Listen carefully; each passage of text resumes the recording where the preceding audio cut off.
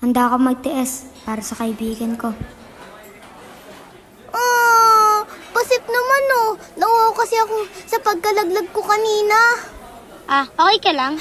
Hindi, pero nakakahiya yun, di ba? Oo naman.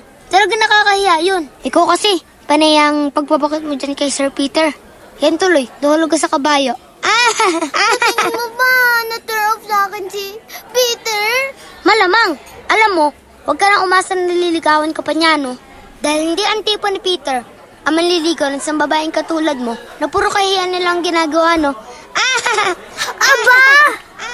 Ito, bumili ako ng yelo. Pre, huwag mo nang tawanan. Nahulog na nga eh. Saan masakit? Dito. Aray. Saan pa? Dito pa. Kylie, balita ko nahulog ka doon kanina sa carousel. Siya nga pala, darating na yung mami ko galing sa US. Invite ko sana kayo sa bahay next week. Ano, okay ba sa inyo? Baka nagugutom na kayo. Tara, kain na tayo. Sige. Tara. Let's go! Kung gusto mo namang mapaganipan ka ng crush mo, ito ang tip ko sa'yo. Remember your lola? Hindi ba meron silang matatandang kasabihan na kapag daw gusto mong maisip ka palagi ng iyong minamahal na kailangan mong ipasok ang kanyang litrato sa ilalim ng iyong unan. Kapag nagawa mo ito, Jack, mapapaginipan ka niya.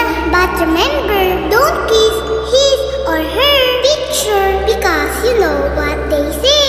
Kapag hinalikan mo daw ang picture ng isang tao, ay mangangati daw ang ilong niya.